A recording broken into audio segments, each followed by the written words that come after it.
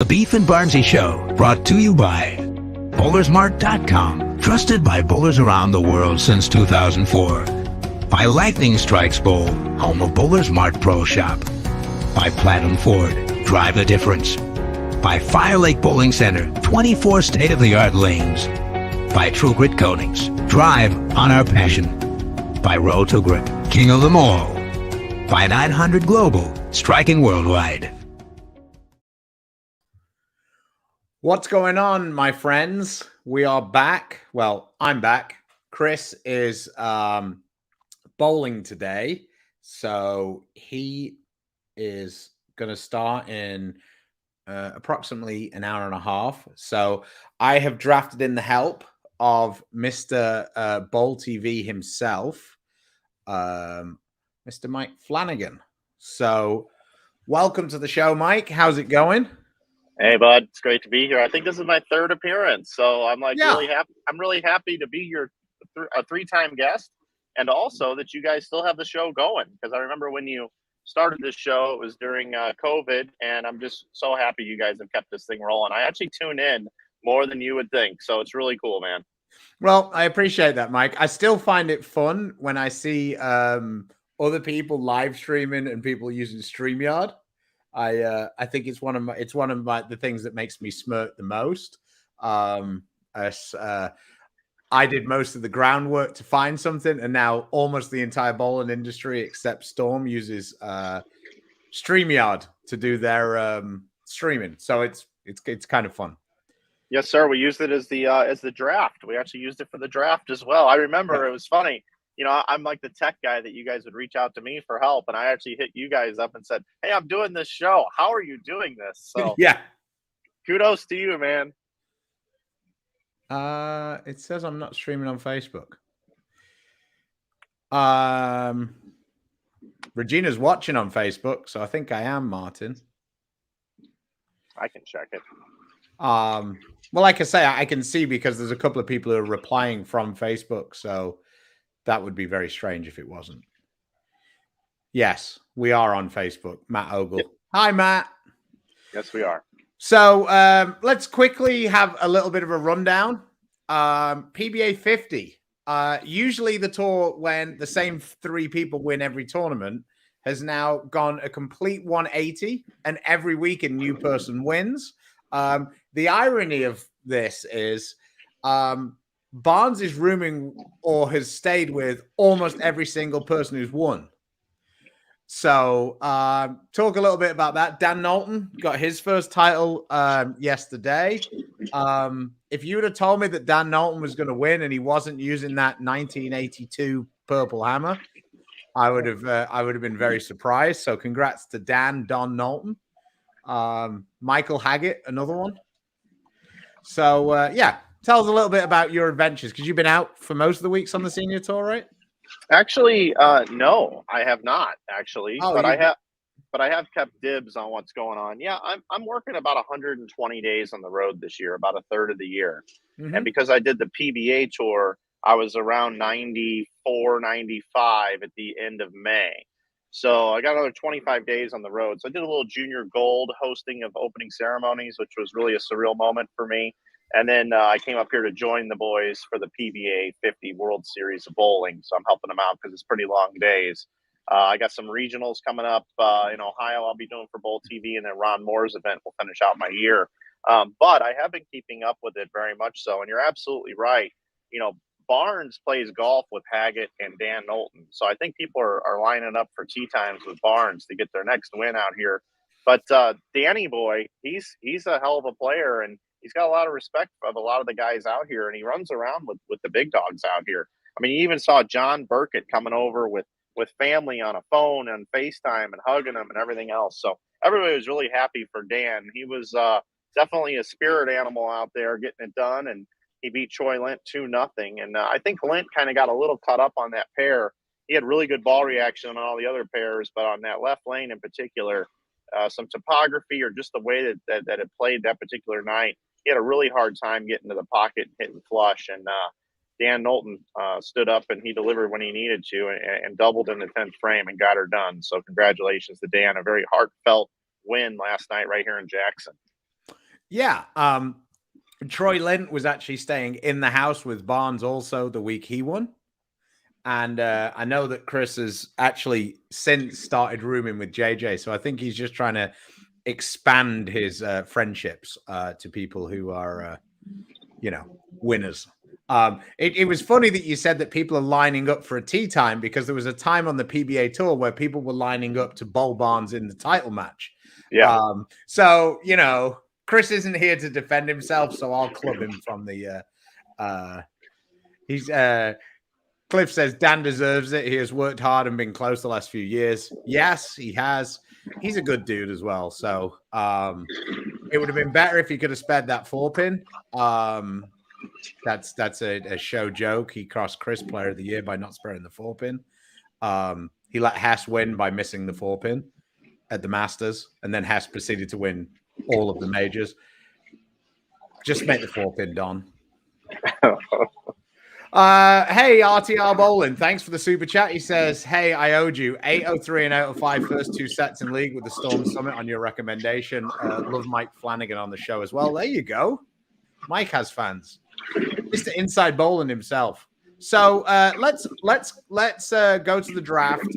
If you end up having to go, I will go and break down a little bit of the elite squad at the LBC and my experience at the Peterson. I had a good time with that also. Martin Jasper says, looking forward to this after the weirdest draft in PBA League history. Where have you been? This wasn't even a top 5 weird draft. Like, he says, Thomas Larson not retained, Michael Tang picked. Really weird stuff. It was just run of the mill. I mean, the only thing that was weird this time was that Craig Elliott was thinking that Anthony Nye was going to get picked up in a single team. Did you see me in the comments last night when I said, I imagine Craig Elliott's going to pick Anthony Nye to win this title match? Oh, man. I mean, he has to be some of the worst draft experts. He made Mel Kiper look like Bill Belichick. It was bad. He had Rash getting dropped. Like, what was he thinking? I don't know. I was happy that he had some hot takes because it made the show more fun. Yeah, hot takes, also known as nonsense. Love you, Craig, but I mean, come on, bro.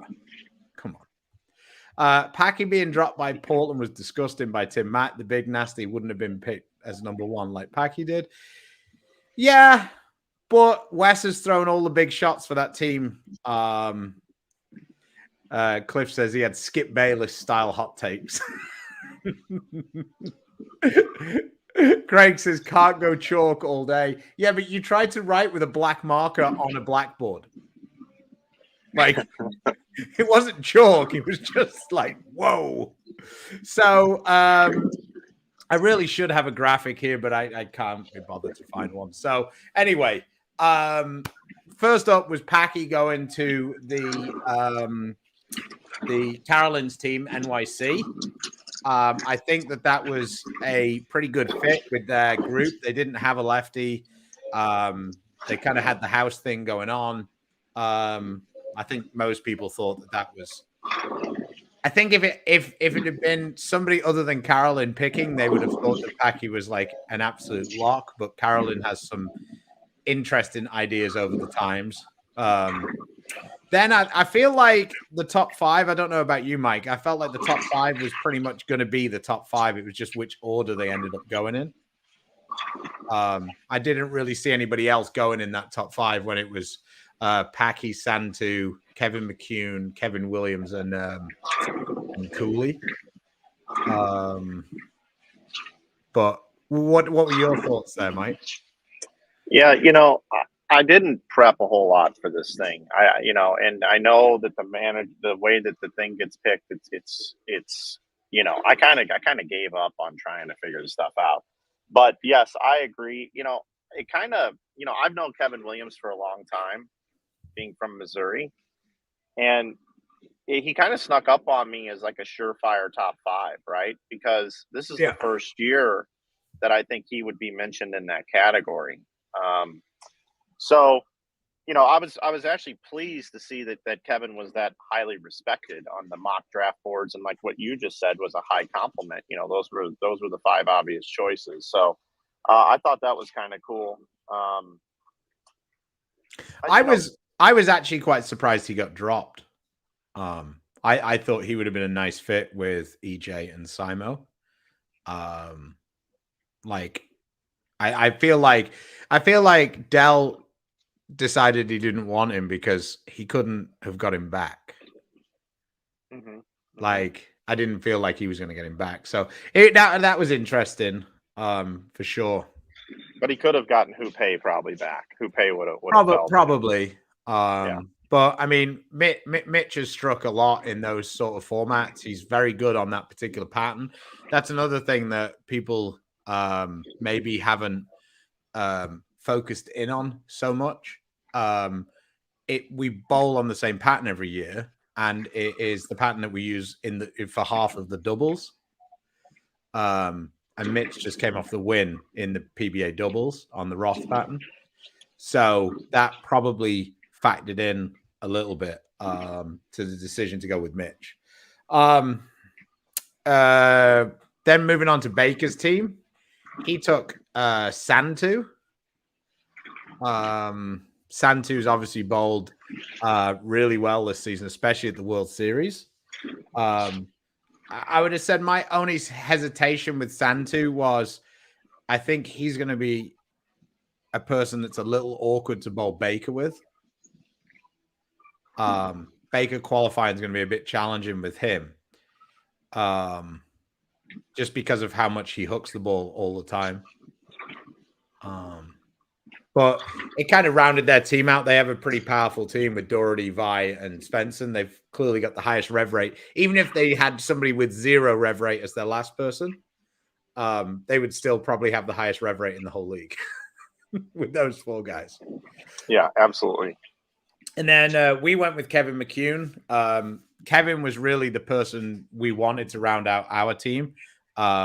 We felt like he was the guy who could kind of be a little bit more like me, where he could go straighter or he could hook it. And kind of, obviously, he's the maxed out version of what I'm doing. But Kevin kind of likes going straighter. And I think that can be quite useful on the old side at Bayside. The only thing I felt like, and we discussed this a little bit, was with Kevin, were we only necessarily thinking about Kevin because he just won that major? Because that happens quite a lot with the PBA League, I feel like. And then I said to Andrew, I said, well, Kevin's actually one of the people I love watching. I just love watching Kevin bowl.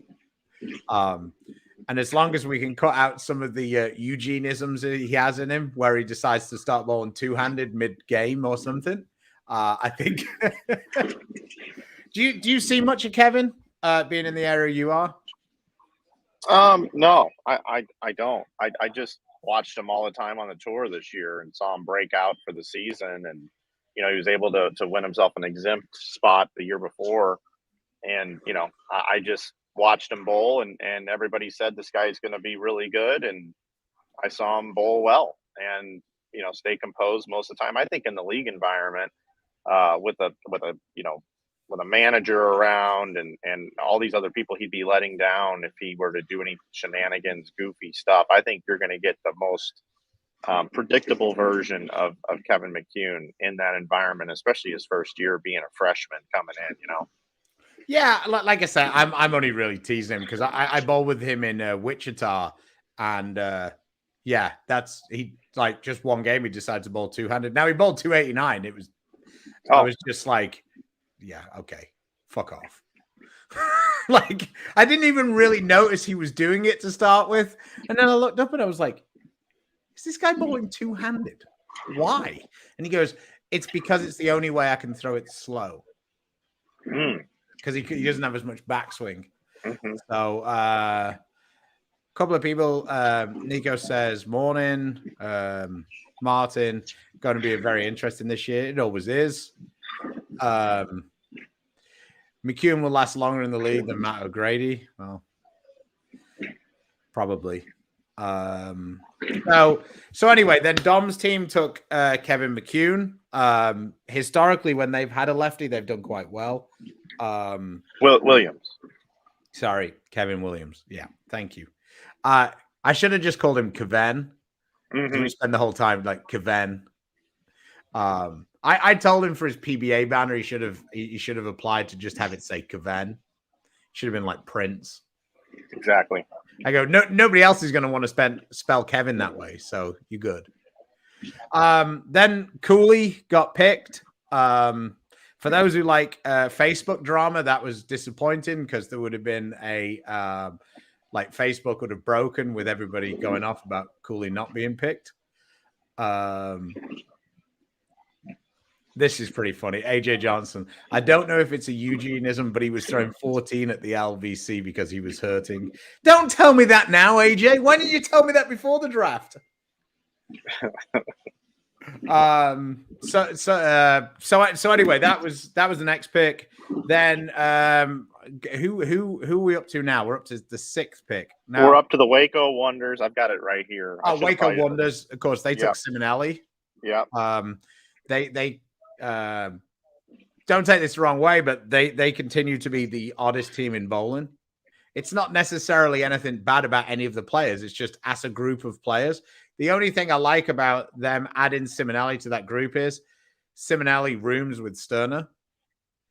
So they have a little bit of like chemistry. Usually they have like 5 guys just stood there going, "Sup?" Right. Yeah. Because it's like Walter Ray and Parker on the same team, and it's like we've bowled against each other for 50 years. We're not going to be dabbing it up. So who was after Waco? Then we had the Milwaukee Pounders. Yeah, the Milwaukee Pounders had the interesting one where they dropped Simonelli. I know that I've heard on the grapevine that I think Marshall was a little frustrated with the whole world telling everybody that he was crazy for that because how great Simonelli was, because he remembered last year Sim missed the spare. He opened for them to not be the number 1 seed. So his experience and necessarily everybody else's experience, like, of watching it's like Dick Allen's bowled fantastic in the PBA League many times, but when he was on our team, he didn't do very well. Like he opened the 10th frame the first time he was the anchor, and he turned around and he goes to me and Bella, "Yeah, that's my first open since 2013 here," and it was like 2021 or whatever, and we were like, "Great, awesome, right." So Michael Savage says, "Why are they the Waco Wonders?" They are the Waco Wonders because they're sponsored by Snickers. Is it Snickers? I think it's Snickers, the Mars Corporation who owns Snickers, and they're based out of Waco. Yeah. Yep. So, Bolero Waco also exists as well, so that's a interesting one. Yeah, Richie, my bad. I mean, the odds are you're going to open at some point. It was just that was his 2nd frame with us. We were like, God damn it. That was when Belmo turned to me and goes, "Our 10th frame's cursed." He goes, "I can't bowl in the 10th frame." Now Richie strikes every time he opens. He goes, 10th frame on our team's cursed. So, where are we up to next, Mike? Now we go to Las Vegas, where Amleto was like a kid in a candy store.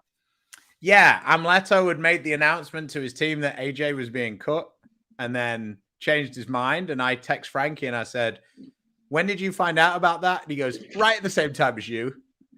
Amleto isn't really into the team back and forth. It's kind of like, yeah, it's cool that you have an opinion, but I'm going to do this. So I think it worked out exactly how he wanted, because I don't think he wanted to lose AJ.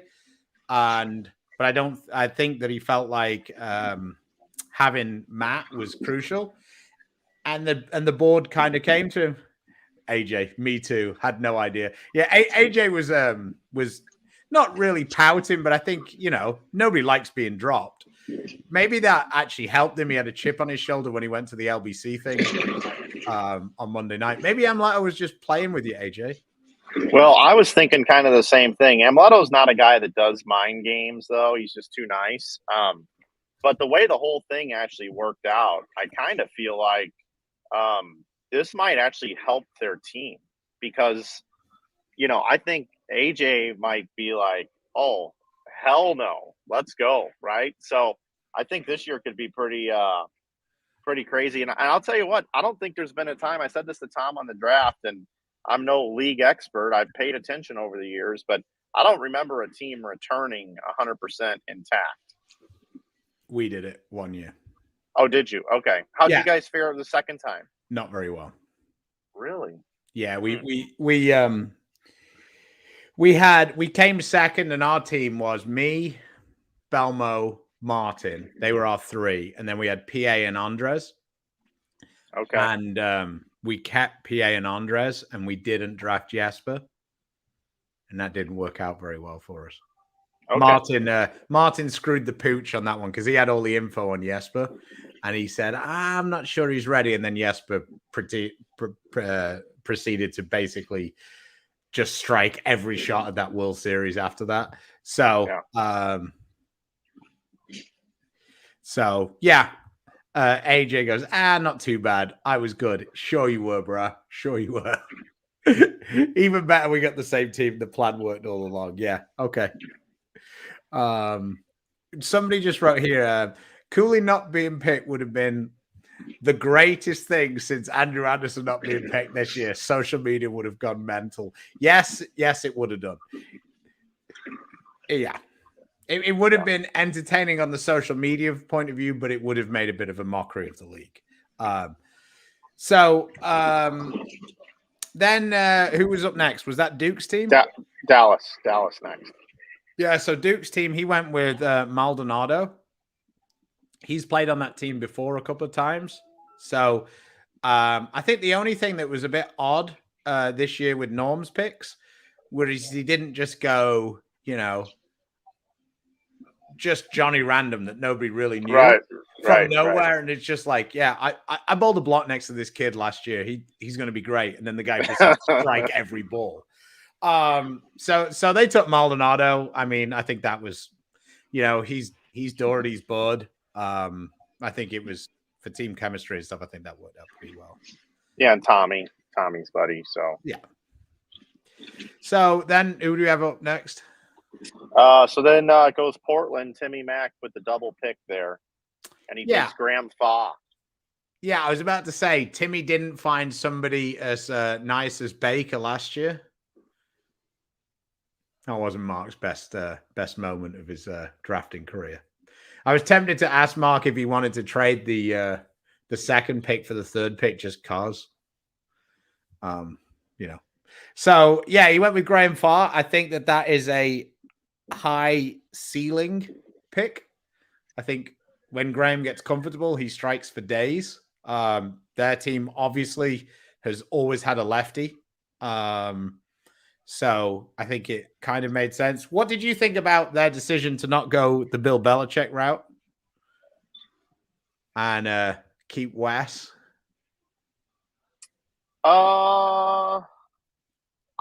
Okay, so here's what I think went down. I don't know for a fact. I think Tim was trying to trade out of that spot. I think he was. I also think Norm, Bakes, and Timmy, I think were trying to do some maneuvering or at least had conversations to try to allow Tim to have a higher pick to grab Wes if he kept Packy. Do you think Wes would have fallen to Tim there, or do you think somebody would have went and grabbed him, considering, you mentioned earlier there were kind of 5 legitimate picks that should have been taken, and then you've got to wait for 6 could have been Wes, 7, 8, 9, and then 10. Would he have fallen? I don't know. Yeah, it's hard to say. I mean, he's obviously got a pretty good relationship with Norm. I think Norm would have been one of the people who I'd have been most worried about if I was Timmy. I think that getting ahead of Norm, I don't necessarily think that. Yeah, I think that would have been the one I'd have been most worried about, would have been Norm. And then I think the most obvious pick in the draft was the next pick. I think the House Pro was always going to be on that team. That's why Timmy didn't really care where he picked his second pick, because I think Amleto was going to be available. Sorry, Arturo was going to be available pretty much wherever he picked his second pick. Right, and that's why I think he was trying to get out of that spot.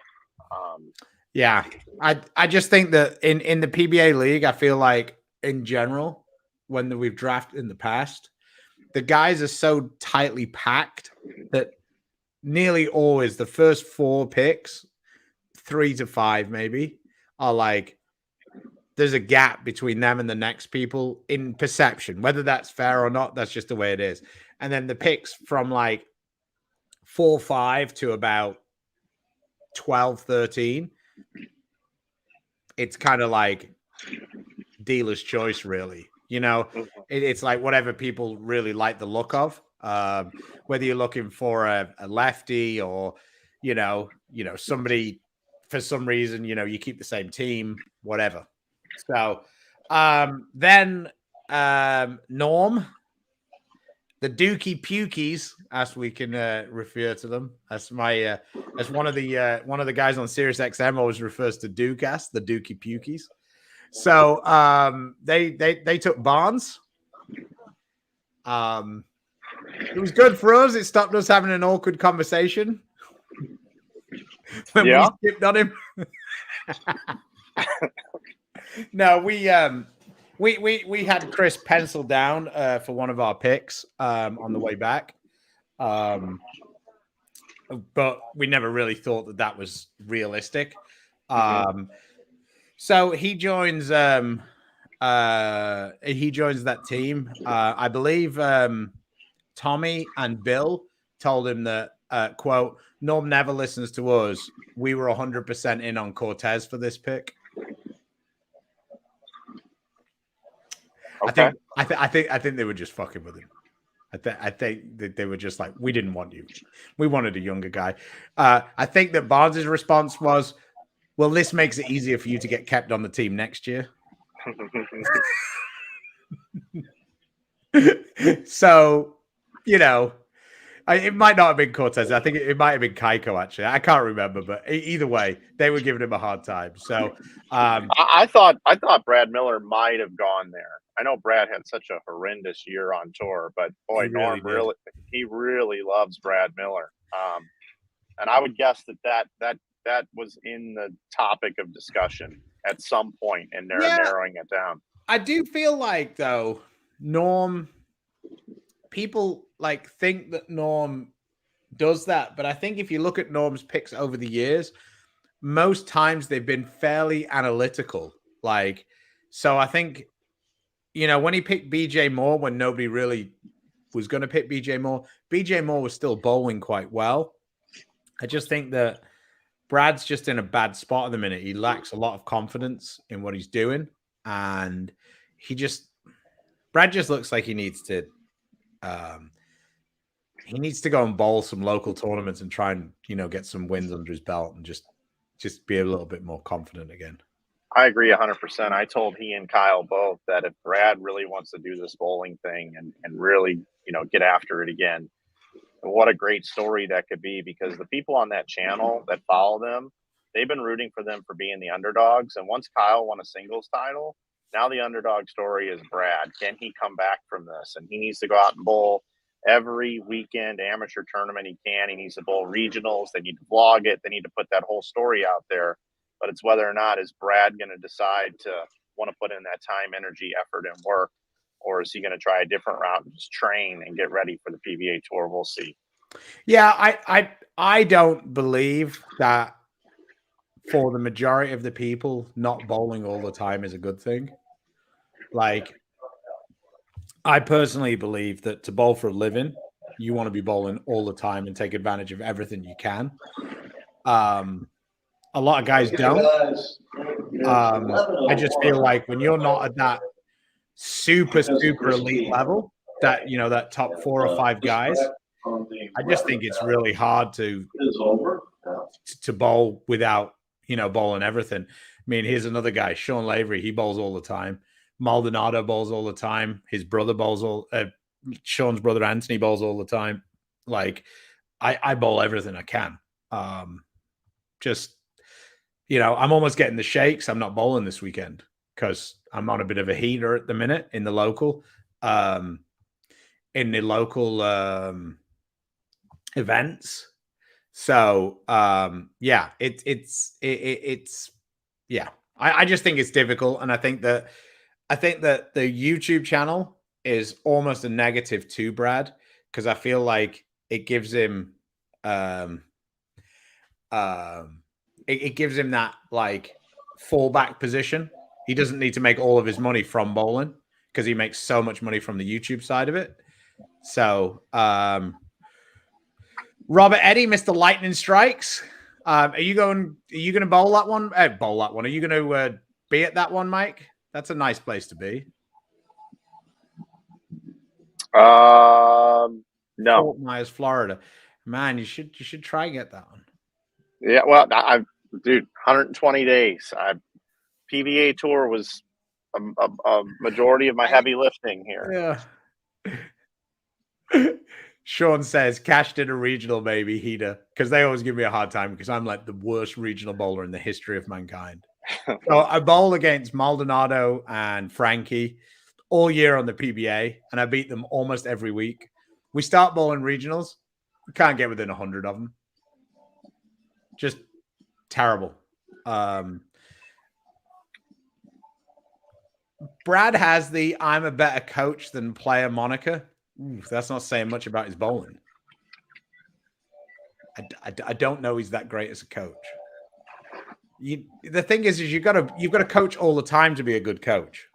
Like Jazz now does, and Baker does, and like hundreds of lessons to be able to diagnose it. Like all of us guys can help, but we're not really coaches. We're just kind of tip artists.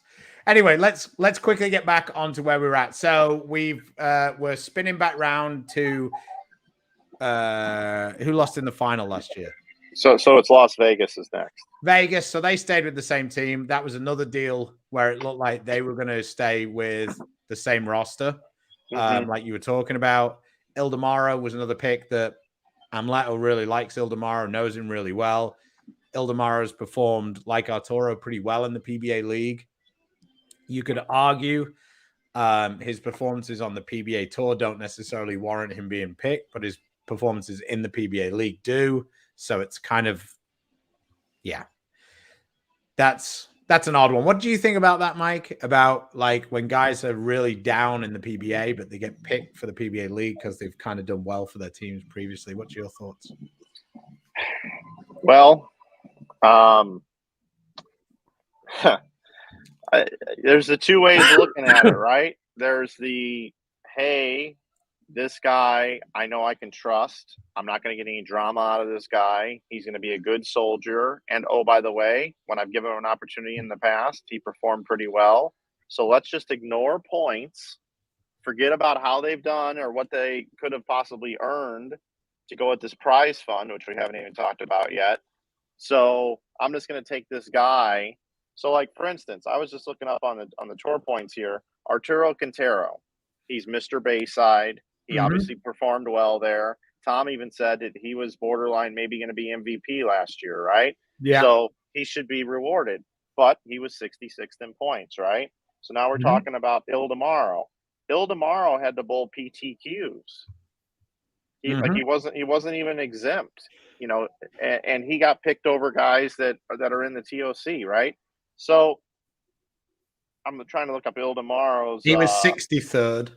63rd, right? So, and then you look at the player pool, and I'm putting the cart before the horse here, but if you look at the player pool, you got guys like Knowles, who was 29th, DJ, who was 33rd, Sanders, who was 35th, Pate, who was 41st, Martell, I kind of understand at 42nd because he went up, but some of these other guys, yeah, I mean, I don't know, man. It's tough if I'm one of these other guys, especially like Archer, Sanders, or Pate, to watch these guys get picked. Like, I just feel like that's very, very tough when there's money available and the tour season isn't all season long. And that prize fund's really good. I think it's 480,000 if I looked at it. Yeah, it's 5,000 a man for making it, and I believe the winning team gets 12 a man. So yeah, no, that's what I'm saying. Like, I mean, once we just quickly gone through all the picks, we can we can quickly Mike Flanagan, Brett Spangler started talking about the average position ranking of each player on the team, so we can quickly spin back to that. Oh, there you go. Sean Lavery says it's 5,500 a man now and 20K a man for the winning team this year. So, yeah, we're talking real cash. So we've done Vegas. We spoke about Barnes going to Duke's team. Then who was up next? Milwaukee Pounders, and we got the Lavery Spar brothers now. Yeah, that was another person who hadn't bowled that well on the PBA tour. Now he did have a issue. He had a bit of an injury the season that was affecting his balance. So yeah, that was an asterisk or whatever. But I think that's a nice little a trio there with the two Laverys and Chapman. Three guys who travel around a lot. It's also kind of a cool story having another set of brothers bowling, twins at that. So then where were we moving after that? Then we go to Waco and we got the Snodgrass pick. That was an interesting one. Yeah. I mean, I'm with you there. I mean, I love Frank Snodgrass, and he showed some flashes of brilliance this year. He's had a couple of good events. But, to go up and get snagged there, I didn't predict that. He wouldn't have been on my list there. No, I feel like him and Knowles obviously coming from a close proximity to each other. I felt like if they were going to pick one of the Detroit guys, I felt like Knowles was probably due there. But that's kind of the negative of being left-handed. Yeah. Okay, then we moved on to, was that now Chicago? It was now Motown, and Nathan Bohr gets in the league here. Yeah, we actually had Nathan on our list as well, coming up at that point. Nathan has a lot of experience in the Baker scenario. He's also pretty good at making solid shots. His game is pretty simple without sounding rude. So he's able to keep the ball kind of, in front of him, so to speak, pretty much an end over end roll, like straighter angles, which is usually pretty good for Baker scenarios. I feel like he's the ideal scenario for a leadoff guy in Baker. So I think that definitely played into it. I think he's a nice fit with that team. Yeah. The other point I have in that is at that point in time, there were 44 players already in the league. He was picked, and he's 43rd in points. Just kind of an interesting tidbit there. Yeah, that is good. Yeah.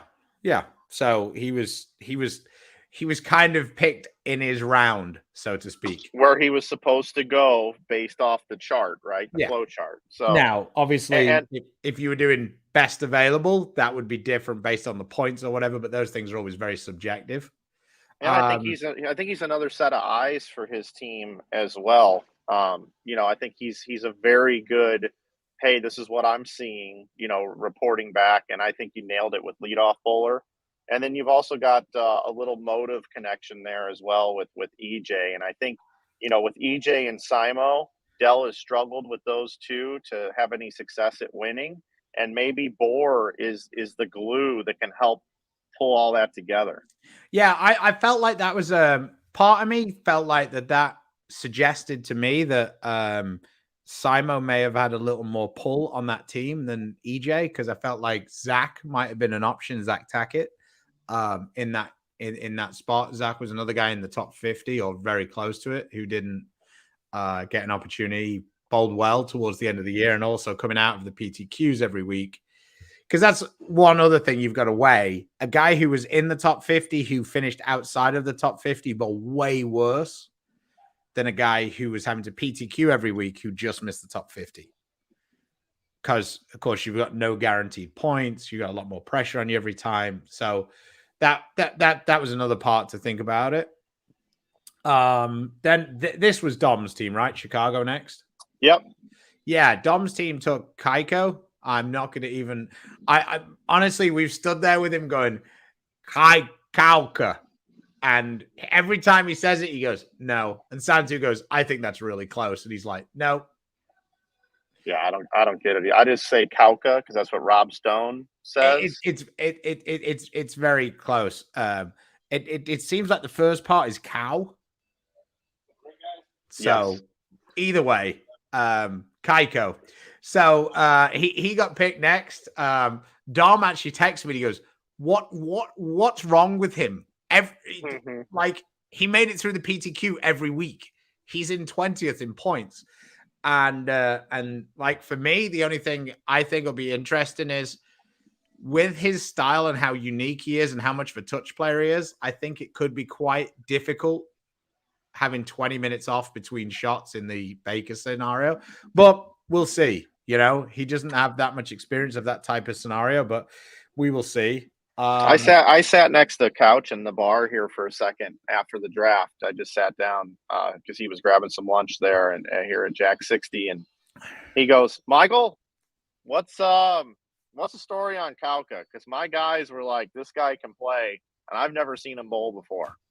And I'm like, well, you can go back and watch the U.S. Open from last year. That's kind of when he made his big splash. I'm like, he made two major shows because he made the Players also. Yeah. But slower ball speed, two-handed, and has a lower rev rate than a lot of the one-handers. I said, but the only thing you're going to have to do is just make sure he's up on the approach, ready to go to bowl. Dom already told me we're not chopping shot clock fights. But I think he'll be all right. I'm happy for him, and honestly, I'm rooting for the guy because it was Santu who came over here and kind of took the PBA tour from over the pond by storm, I guess. And then you've got he brought over Kauka this year. His roommate took him under his wing, and he performed. So good on him. He deserved to be in there making it out of PTQs, you know. And then we were next, and I'll be honest, we had no thoughts of drafting this person because we had no idea he was going to be available. And as we were coming down, we actually had forgotten that he was still available. And then we kind of had Nathan as a person who we were kind of liking the idea of. And then I was like, Thomas Larson's still available. We're obviously going to take Thomas Larson. Now, Thomas Larson was 61st in points, right? Yeah, but that's not accurate. I was about to say. But he had to go home after 4 events because his girlfriend was having a little bit of complications with her pregnancy. Now, if you actually look at the points, Thomas Larson was averaging almost 1,000 points per event. If you were to do that for the 14 events, he would have been right next to you, right next to Kevin in the points. Now, obviously, that's not to say it, but you would think that given the pace he was on, he could have easily got to around 10,000 points, which would have been right around where I was in points, like 15 to 20 range. Yep. So, we were super excited. We've got 4 major champions and Stu on the team. We've got another guy who can kind of keep it like straighter, keeping it in front of him. He's got the ability to hook it. Probably not what he's going to want to do if he's bowling with a lot of high rev rate guys, but we were super excited to get Thomas. This was definitely the value pick for us. Feels like one of the steals of the draft, to be honest.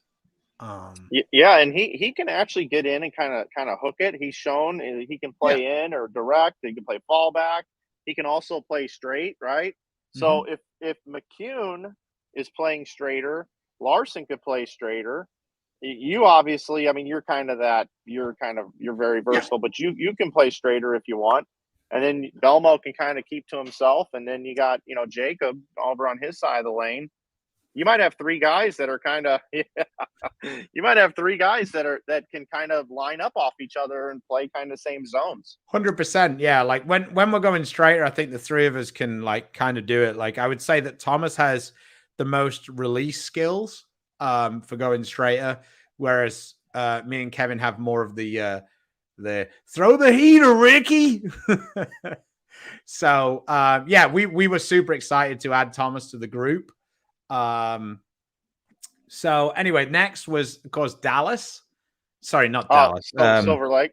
Silver Lake. I don't know why I call it. It's because they both bowl in green.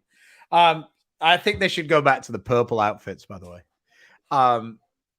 They only got rid of that because Wes said he'd look ridiculous being dressed in purple. He'd look like one of the cartoon characters. Okay. So, but anyway, they took Richie Teese, which I was excited about having bowled with Richie. Richie's an absolute lunatic when he bowls those things. He kind of said that that Baker kind of said that he wanted an energy guy. He felt like he had a fairly low-key team. Richie definitely brings that. I think it could be quite funny when Richie's like screaming in Jesper's face and Jesper's just looking at him like, all right, Richie, calm down. Because Jesper's bowled the Weber Cup with Richie. With the last time we had the Weber Cup, Richie was on the team. So Jesper has bowled with Richie in that environment before. So I think I was excited to see Teese get picked. He's somebody who's done pretty well previously. If you guys want to see what that looks like, Teese getting angry, there's actually a video online on YouTube of the Vegas team just randomly yelling. And it's AJ, Ildemaro, and Richie just going crazy, yelling at each other every time they get a strike, just yelling. So Frankie, of course, is not part of that. Frankie's just looking at them like, what are you doing? Right. But they're just yelling every shot. So, and then the last pick, this was an interesting one as well. What did you think about this pick? I mean, geez, Mikey Tang is the pick. To those that don't know, bowling with Darren again. I don't know, man. It's once again, I put it in the Ildemaro Arturo category of picking. Well, but Ildemaro and Arturo are returning members to the same team. Okay, I understand what you're saying. Yeah. Okay. And this feels like that again, right? I mean, in fairness to Frank, he was right outside the top 50. Oh, sure. Yeah. No, that's true. Yeah, I mean, it's kind of like the Dave Wodka situation. For a while, Dave Wodka was picked on Couch's team like every year, right? And I feel like, at the time that was criticized quite a bit. But now it's less criticized because multiple people are taking that reliable guy that's going to be drama free, that you can count on, and you happen to have a good relationship with that person, or they have some sort of relationship with the team already, right? Yeah. I felt like in this spot, this was the one that was a real kick in the pills to Matt Sanders. Because Matt Sanders was on that team also, and he was 30 odd places and points higher. I thought that was a little rough for Matt. The one other thing I do want to say about some of these picks, though, that we may be criticizing the manager or saying this was a kind of a head scratcher. It's no offense to the player that was picked. I'm happy for all these guys that got picked. And if you're on the Professional Bowlers Tour and you're in the top 75 in points, you're an elite player. But yeah. I mean, I just feel like here's the deal, right? I feel like that the teams that are successful, like, I'm not going to question Timmy's pick at all. Like, Timmy's won 3 times. Like, but Johnny's team haven't historically done very well. I don't think Carolyn's team have done historically that well. So I think that it gives you a chance to say, are you sure this was the way it should have gone? Right. It's 2 shots. Who knows? I mean, I just feel who is she supposed to take, right? Like who? I feel like Matt Sanders in that pick. Yeah, if you were trying to keep your team the same or similar, I feel like Matt Sanders makes more points. And I understand nobody's had 2 lefties, but nobody knows whether that's a good idea or not because nobody's done it. I drafted 5. I drafted 5 on I know you did. Yeah, I know you did. Matt Sanders was part of that as well. Yeah, Justin Knowles. If DJ Archer, Matt Sanders. Those were the next 3 up, right? Those were the next 3 up. We're only saying this because Craig Elliott said him. Yeah, they're both here now. By the way, no, I'm sorry, Justin. Justin said I have a lot of opinions. Unfortunately, I don't have any PBA League money to pay the fines. Yeah, I know, buddy. I'm sorry. Let me just quickly. So tell me the teams in order of the draft, and I can tell you their average position on the PBA tour. Sure. So you want to just go from in the order that we drafted. Okay, kingpins. So the kingpins, their average position is 32. 32. Okay. Their top 3 players are 6, 14, and 31. All right. Silver Lake is up next. Silver Lake is 19. Their top 3 are 7, 13, and 15. Their lowest player is 39, so solid. 19. LAX. We're also 19. We have 3, 4, 8 as our top 3. And then we have Thomas Larson at 61. So depending on how you see that. But he's not really 61. I mean, he's 61, but he's not 61. Yeah, like our total points was 93. And Thomas Larson is 61 of those. So the last time Thomas bowled full time on tour, well, the year before he bowled 9 of 13 events and was 40th. So yeah, I mean, we're not for 1 minute saying that. Like the previous year to that, he won the Masters. So yeah. All right, next Chicago. Chicago is 20. They've got 9, 18, and 19, and their lowest player is 32. So they might actually have, they do. They have the highest, or whatever you want to call it. Their 5th bowler is ranked the best on the tour. So that's Chicago. That's Tom Smallwood as well. That was the guy they kept. Motown. The Motown Muscle, they are 92. They're actually the best. They're 18. But they also have 3 for their first 2 bowlers, 1 and 2. So that kind of skews it a little bit. They've got 1, 2, and 10. Cooley being the 10. And then their lowest ranked bowler is 43. Waco.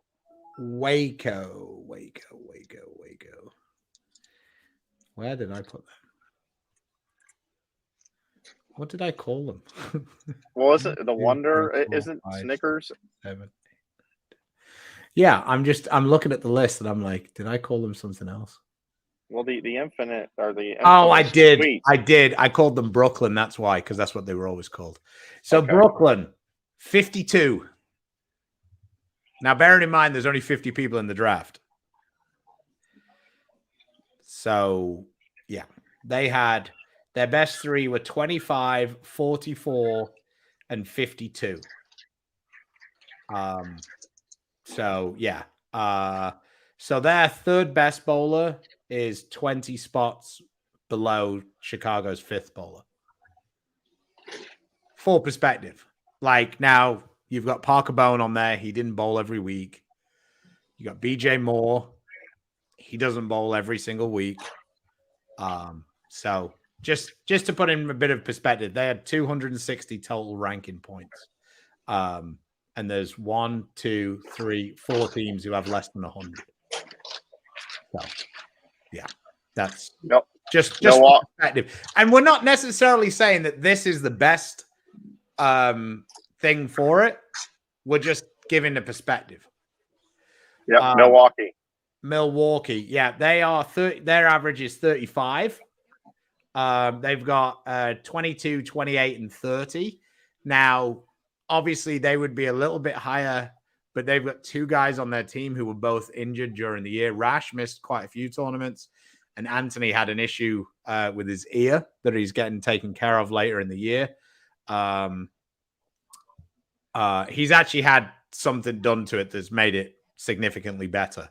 But yeah, so they were 35. Okay, Las Vegas is up next. Las Vegas, they were 36. They had 23, 24, and 34. I actually thought that Russo was higher in points than he actually was. I think that he suffered because he did really well, but not really well in many of the majors. He bowled good the last half of the season, right? Wasn't it back half? Yeah, I just feel like he couldn't have bowled that well in the majors, and that's what's kind of hurt him a little bit. Because there's a few guys who I'm like, man, I felt like they bowled well. They were around a lot. And then I look and they're not that high. And then I realize it's because they just didn't pick up any points in majors. Yeah, I'm looking at Russo here. 68th, 38th, 44th, 45th. Then 7th, 35th, 10th, 54th, 84th, then 7th, 30th, 31st, 28th, and 6th. So he had like a bunch of top 10s, but his non-top 10s were just kind of train wrecks, really. Yeah. It's a good way to make money, that. Sure. When you bowl good, bowl really good. It's much better than just bowling okay every week. Who was next? Dallas. Dallas was average was 23. Their best 3 were 5, 11, and 26, and then it was 27. So Barnes did the heavy lifting for their 117 points with 48 of them. I got to tell you, just as a side note, after watching Chris Barnes all these years bowl, I'm 43, so it kind of puts it in perspective with, when I We're watched about the him same bowl. age, Mike. To have these conversations with Chris out on the road like we had the day of the draft, and to hear him talk about how there's, he is borderline pickable and he understands that. And he is like so in tune with being realistic about this. Yeah. It's very interesting to have those conversations because you just turn back the clock 5-6 years. I'd have to check my math, but this was a guy who, could win any tournament that he went to. And to now think of him as hey, it's great to still have him in the league, in the last round. It's kind of weird for me. I think the thing with Chris is Chris has always been about like the analytics of it. So he's never felt like people should qualify for things they didn't earn. I know. So yeah. Yeah, it's definitely interesting. Who was up next? Portland, the last one. Portland, the last one. They're 213. Now, a bunch of that is because West in no matter how many tournaments, he really bowled, I think he only finished 2. So his back was in a really bad way. He still made the show at the he had quote of the season as well, and it was the most West thing ever, right? So he makes the show at the TOC, right? The 17-man show. And he's like limping along because he's like it's like beat the shit out of him bowling this, right? And someone goes, "Way to go, Wes, you made the show." And he turns and looks at the crowd and goes, "Who didn't?"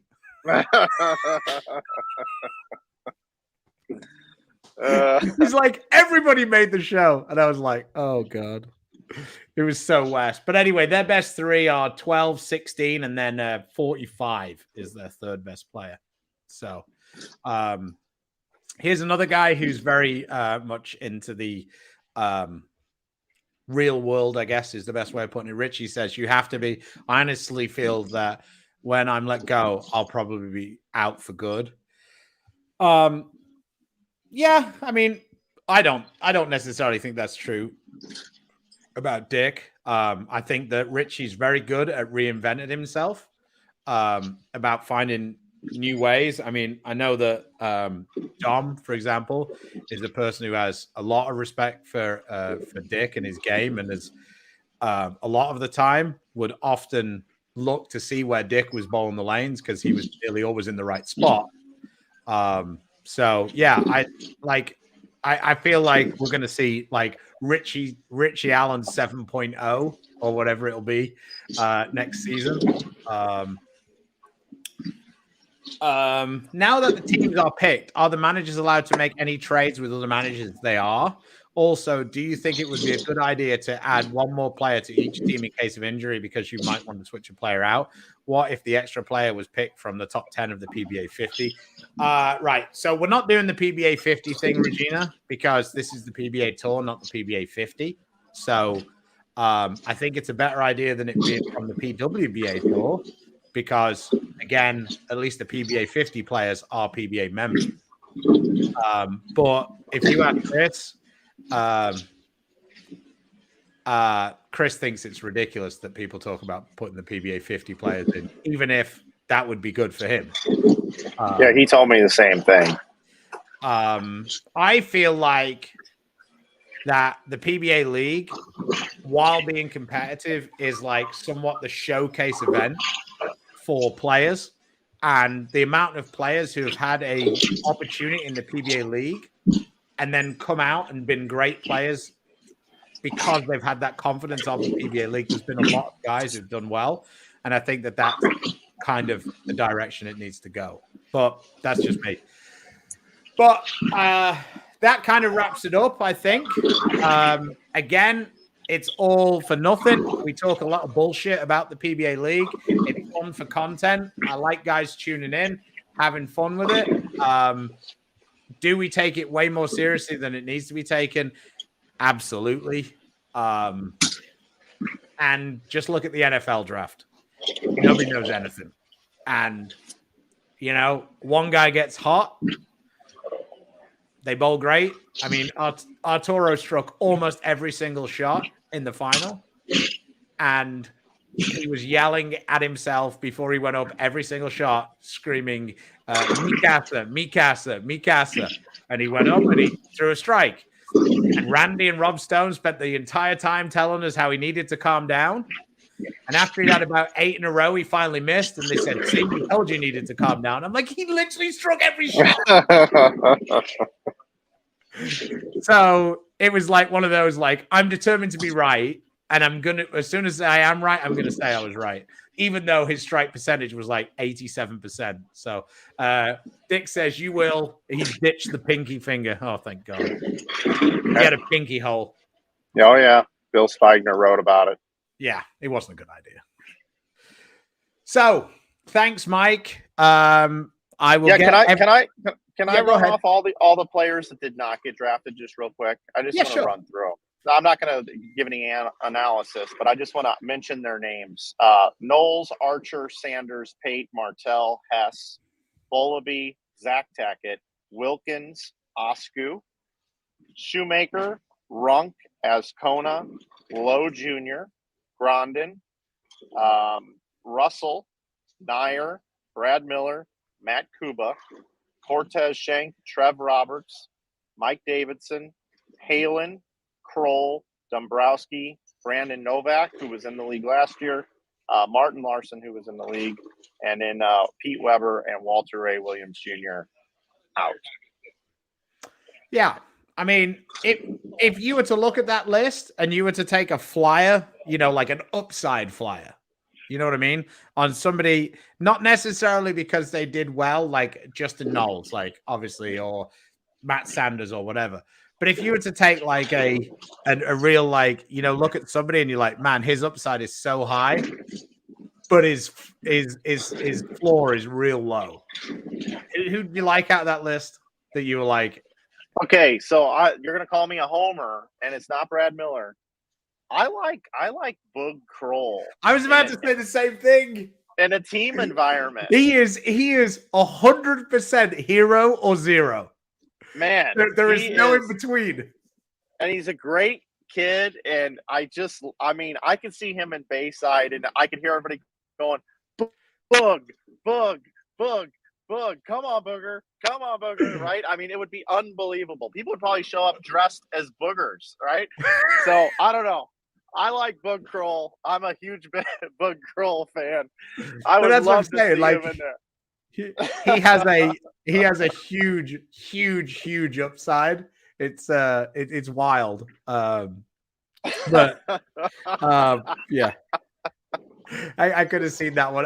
The other person I think who has a really high upside who didn't get picked, who I know a couple of teams actually thought about, was Cortez, a younger guy who I really feel like he might have been in the position last year to have made it, but his father passed away during the season. And I think that really set him back because, I mean, him and his dad were almost inseparable when he bowled. And he had that really good start making the TV show at the Players. And then he didn't feel like he wanted to be out there. Yeah, I feel like he would have been exempt last year, and then it would have made his life so much easier. I feel like it's really difficult to get that experience of bowling when you're in the PTQ every week. So anyway, thanks for joining me, Mike. It was fun. Thanks for having me again. Yeah, I enjoyed it. Yeah, I kind of forget that everything's on BowlTV almost. So did you happen to see any of the LBC? I caught a little bit of it here and there when I had an opportunity. I kind of got annoyed with my YouTube subscription feed having that many I agree. videos. I unsubscribed. I was just going to say that is a way in the YouTube world to lose subscribers. I don't know how else you do that, but man, that was kind of rough. I don't know about you, but I actually fear a little bit like that with doing shorts. Because I feel like the problem with adding YouTube shorts, me and Mike are going to go into YouTube geek mode here. I feel like the problem with adding YouTube shorts is you get a bunch of people who want to watch short content.